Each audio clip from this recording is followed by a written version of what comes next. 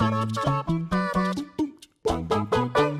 everyone, what is up? It is me, Ewan from What Culture Comics, again joined by Zoe. Slightly smaller than the mic, but I'm still Zoe. There they are, behind the mic, hidden. I can see the camera. And today we're here to talk about DC's October solicitations. There's some Octoberness and then a little bit of November sprinkled in for good measure. We did a video back a few months ago on Marvel's solicitations, and I really enjoyed doing it because no other medium willingly spoils its own surprises for you months in advance. And as always, they usually contain some really interesting information. And, DC are no different. They're kind of knee-deep in the year of the villain. And I thought what we'd do is basically pick out our most exciting books that we spotted here, the biggest changes that we spotted, and the interesting plot revelations that kind of went on. So I'm going to kick things off with a book that I'm very excited for, and that is basically DC's Halloween special. It's called The Secrets of Sinister House. It looks great. There's a cover by John Romita Jr. and Bill Sienkiewicz. And yeah, so it's got an all-star cast of different writers. It's going to retail for about $10. So, it's like the old specials. We've got Paul Dini, Raphael Albuquerque, Raphael Scavone, Brian Hill, Dan Waters, and others. And then also Jorge Fawns is actually doing some art for it as well. And yeah, it just seems really, really cool. There's going to be Harley Quinn, John Constantine, Detective Chimp, Zatanna, The Atom, and yeah, I'm here for horror-based DC goodness. There is so much spoopy content coming out in time for spoopy season. I am truly ready for the spooky time. We're gonna have to get costumes or something. We've got to commit the level that DC have committed to the horror genre. Shout out your Halloween costume suggestions down in the comments below if you have any. But yeah, I thought that was really interesting. That comes out October 9th. So yeah. In prime time for Halloween, actually. Exactly. And then we've got John Carpenter's Joker series coming out that same month as well. And then obviously the new Cy Spurrier, John Constantine, Sandman comic, which is looking really, really good. But yeah, Zoe, what's the next thing that you have? My next one is a series that we already know, but I've very much been loving thus far, and it's DC's. Weirdly, we're only up to 3 right now, but 5 and 6 have already got the covers out, which I am thoroughly ready for. My favorite thing is currently right now they keep releasing a series of covers that are based on horror films or horror books. So we've seen it. We've seen just a bunch of classics. The Nightmare on Elm Street one, I really, really love. I think it's Poison Ivy that's on the bed, but then it's the knives above, which is really cool. I really like that one. But yeah. Yeah, I just think it's really clever, and I'm surprised they've managed to do it without it being a lawsuit. So thrilled for that.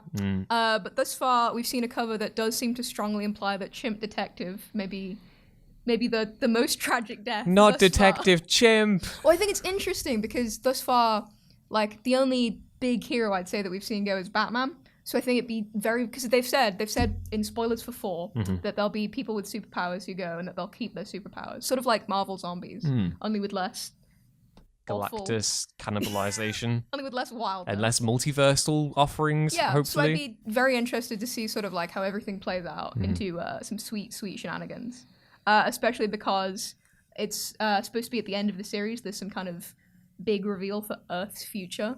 So I'd be interested to see if it does, in terms of the multiverse, have any kind of long-lasting effects, because that'd be so cool. I mean, it's selling like hotcakes. It's like DC, it's the best-selling comic on stands at the moment, which is mad to me that zombies are still a huge thing in the year of our Lord 2019. But, Tom Taylor, again, doing amazing things with a premise in a comic that you wouldn't necessarily expect to, because he did the same with Injustice, and video game tie-in comics are by and by, and that was by all accounts incredible. And then Deceased, similar kind of expectations, and it's still really good. There was that really haunting cover that I spotted here as well, which is the one with Harley and the Super Sons.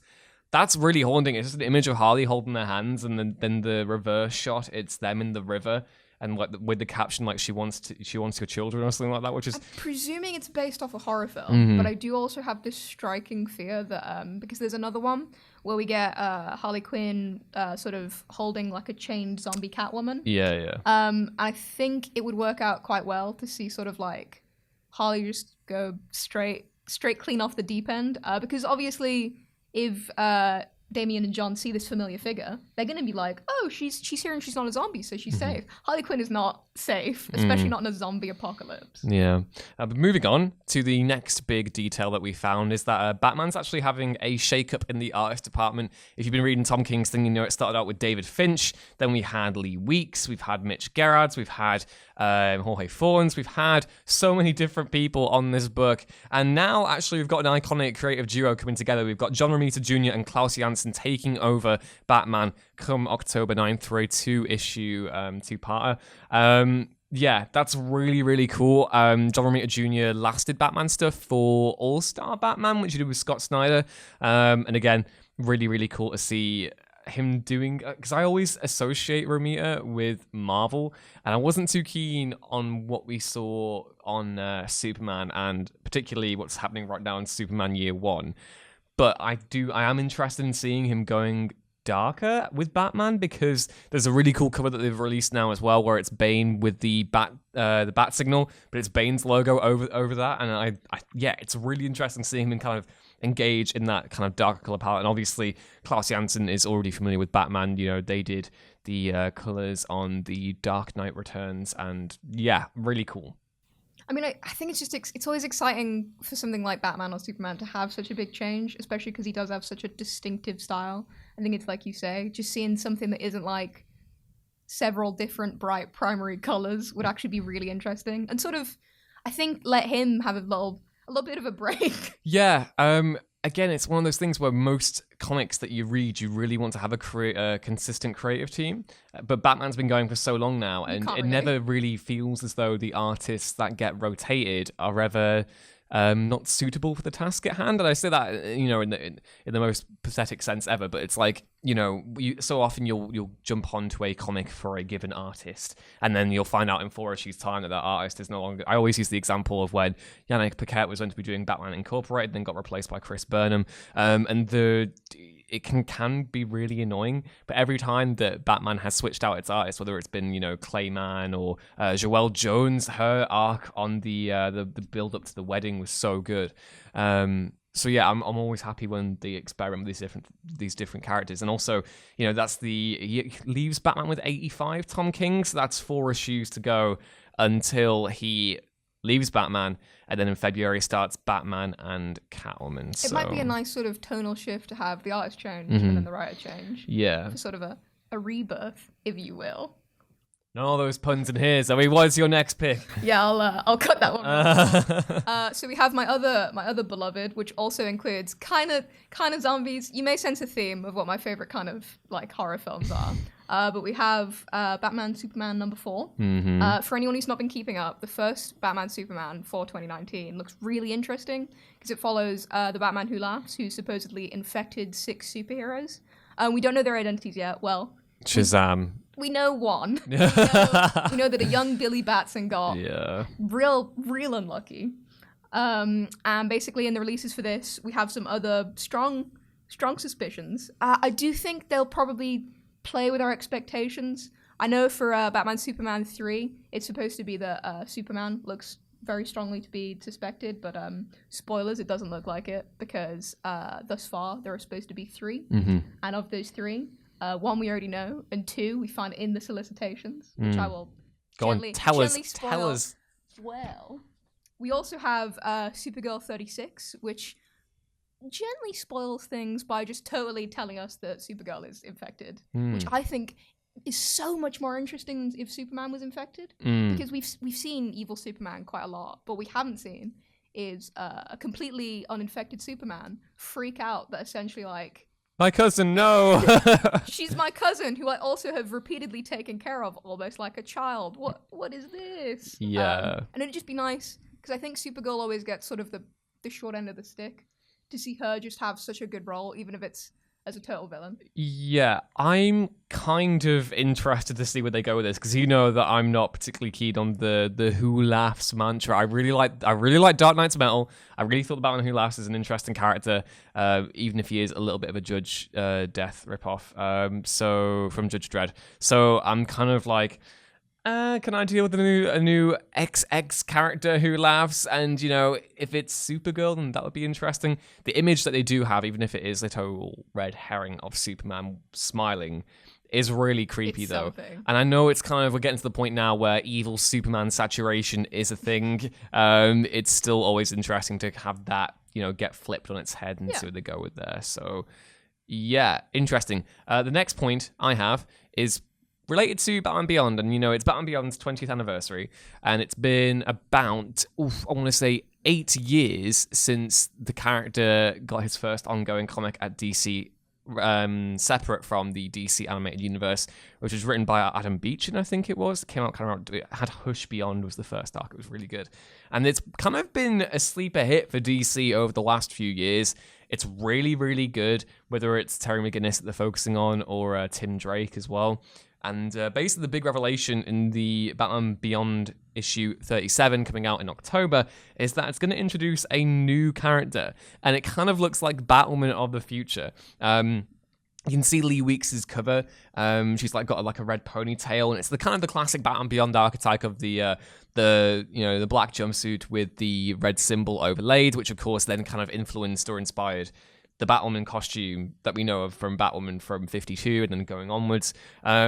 So yeah, it's kind of interesting. And I also, because I'm not reading Batman Beyond, I do find it amazing that Falseface lives on from the 60s show in the Batman Beyond future.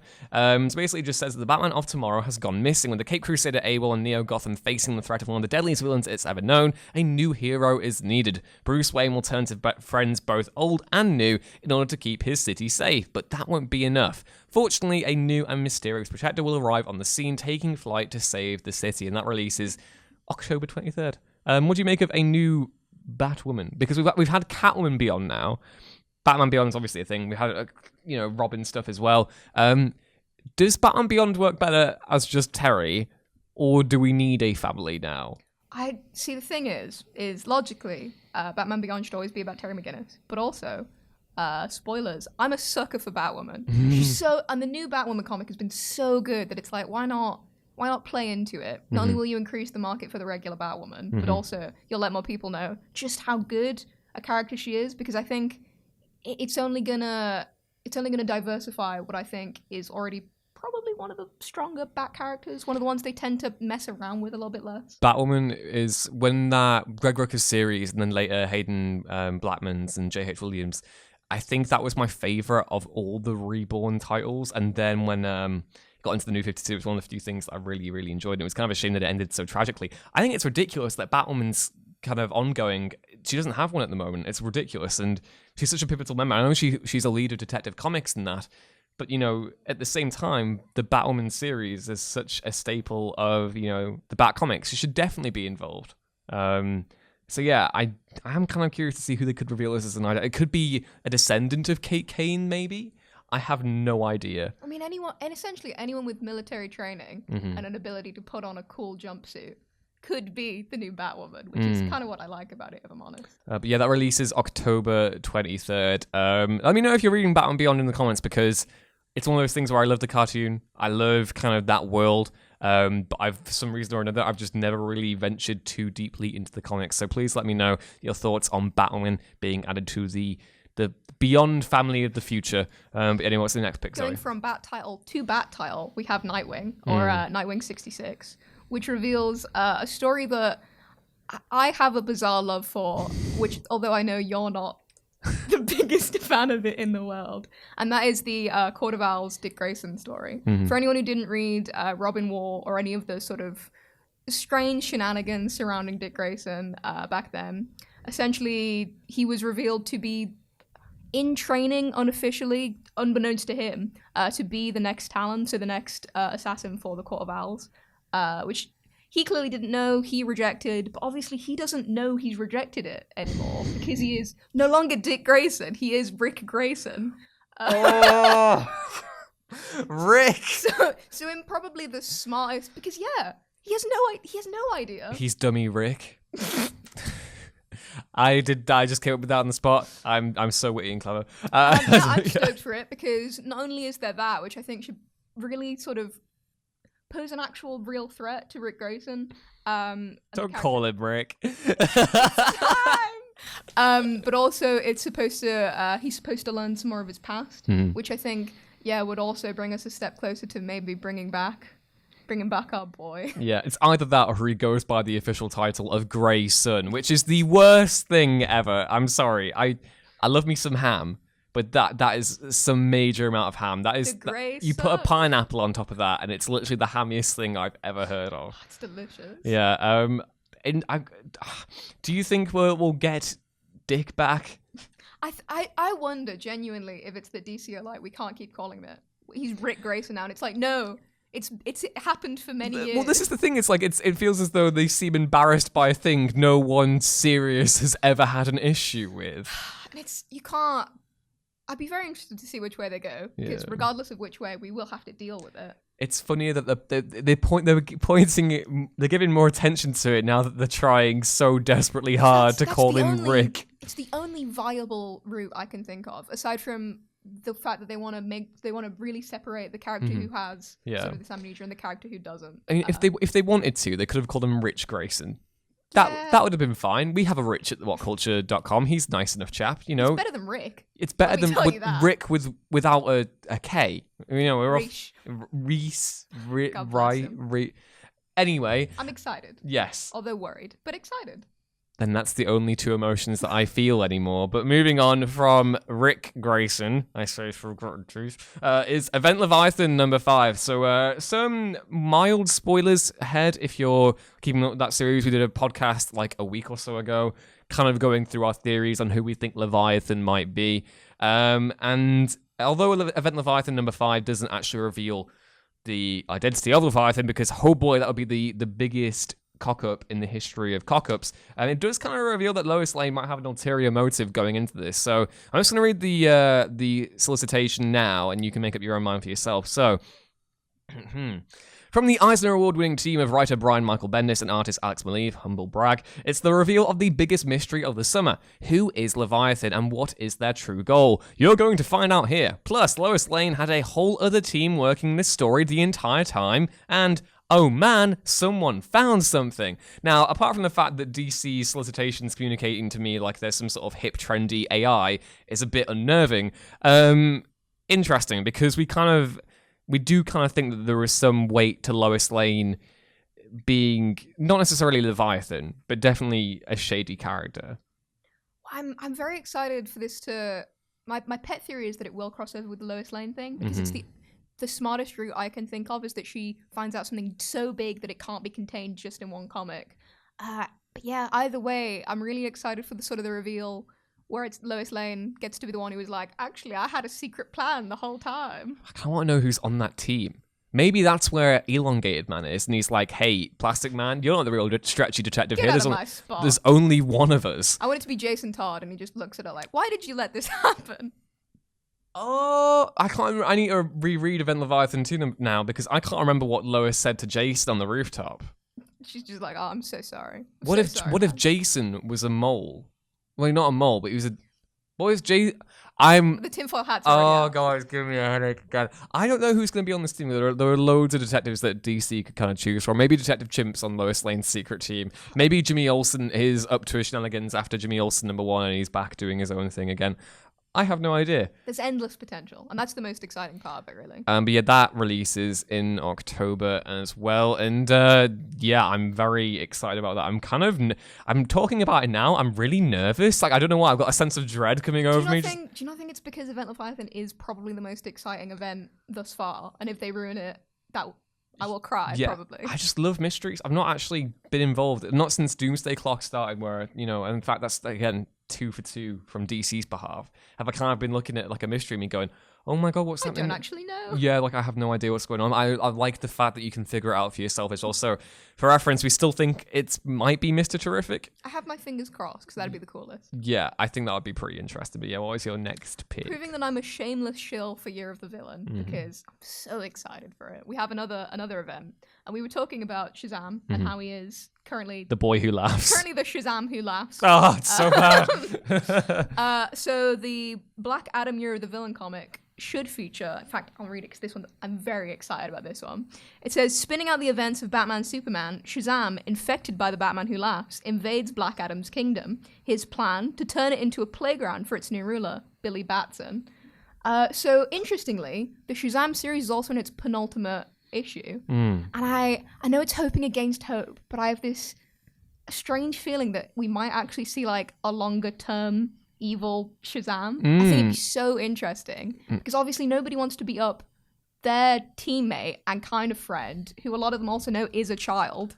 Yeah. So to just see him go full villain, especially on a character who spent so long picking on him, I just think it'd be catharsis. Yeah, I'm looking. I've not actually. I don't know if Jeff Johns' new Shazam series started yet. It hasn't, has it? I can't. I think there's a gap. Yeah, the 11th. And I'm put my fingers crossed for that gap. Because the 11th issue comes out around about this time as well. Yeah, Black Adam. I'm again. It's one of those things where I literally have no clue about, and it's partially because the Who Laugh stuff is completely eluding my brain. Yeah, I'm kind of. If this whole arc continues and they are all Who Laughs, They're all laughing. Haha. How long do you think this could go on for? Because have DC kind of like put all their laughing eggs into one basket? Put all the stock in October. Yes. I essentially as long as they want it to, because I think it could be interesting to continue it way past October, especially because the series do tend to be delayed by a bit right now. So to see them do at least for a month or two some genuinely evil games, I think would be really rewarding, since we've spent so long sort of rebuilding the canon, to just play around with it a little. That makes sense, because if we did a news yesterday on the Comic-Con announcements that you need to know about, and one of the things was the timeline stuff, which carried over from the news on Friday, but also, there is potentially something there about DC maybe going a little bit crazy with the timeline and maybe, hinting that a new crisis could be on the way. There's so far nothing I could see in the solicitations for October or early November that necessarily confirms those suspicions, but it is something to keep an eye on all the same. And it's interesting to me. I do think the Dark Multiverse is going to have something to do with it, because the Flash comic that's being done now by Scott Lobdell, where Wally West is in the I think there's something to do with the Dark Multiverse and that as well. So maybe there is some sort of, dark evil force at play. And it's very interesting that they've used the Flash for it, because as I've said, I think the Flash is generally the character that they use for these. So I think it'll either be another restart and I'll cry gently into the night, or it'll be the end of restarts. We're restarting from restarts. If that was their New Year's resolution, we're never going to do another reboot ever again. They would never keep it, but I would be so happy. I would email every single member of staff to thank them. Yes. And moving on to the kind of last thing that I found, I know I annoyed a lot of people with my list on 10 problems no one wants to remember about Green Lantern, but whatever. I love the Green Lantern series that's being done by Grant Morrison and Liam Sharp right now. It is so clever, so bonkers, so just completely off the wall, insane and clever. And so I've not been reading it individually. I've just picked up the first trade the other month and absolutely loved it. But for the next issue, or not the next issue, but Green Lantern 13 releasing in October, there's an interesting comment on the end. And I know Liam Sharp was on Twitter yesterday talking about how they've got big things planned from issue 13 onwards. I'm going to read this out and let you guys figure out yourself what's going on here. So, the Green Lanterns will fail. Fall. I've already missed that out. The Green Lanterns will fall. Insidious plans meticulously set in motion since issue 1 have reached their boiling point. As defeat looms for the core, Hal Jordan's showdown with his monstrous antimatter counterpart sets the stage for the final pages of this issue, and the moment that will echo throughout the entire DC universe. How bad is it for Hal and the Corps? There's no Green Lantern 13 next month, but writer Grant Morrison is crafting the next chapter of this story, and it's coming soon. Only there's no Green Lantern in the title. After the events of this issue, how could there be? So it's issue 12 this. Issue 13 is the one where the Green Lantern isn't going to be in the title. Is Hal Jordan giving up being a Green Lantern? So I think a lot of the most interesting Green Lantern sort of storylines or plot changes tend to come around like these huge Green Lantern events. So obviously my favorite has to be all the Parallax stuff from back in the day, the huge wars between all the factions. Like a lot of it is quite confusing, but it's always very, very good. And I think the one thing they've never really explored, aside from when he went evil, just for a little bit. Just went and destroyed all the Guardians and that, didn't he? We'll forget that. Little evil gap here. Don't talk about it. Evil gap here. I don't think they've ever explored the idea that with Green Lanterns, you could quit. You could quit, or you could sort of lose a member that you needed desperately, and that's it. Like you can't force someone. Well, you can, but you can't force someone to uphold sort of space law. Yeah, exactly. And they kind of early on in the series, there's a whole thing where you think Hal Jordan's gone off the deep end, and they kind of talk about how he might be kicked off the force and stuff. But the fact that it's not going to be called Green Lantern. It's such a clever move. So that means that no other Green Lantern is coming in to fill this role, obviously. I'm trying to think what Hal Jordan could get up to apart from being the Green Lantern and Morrison and Sharp getting to continue doing all this cosmic stuff.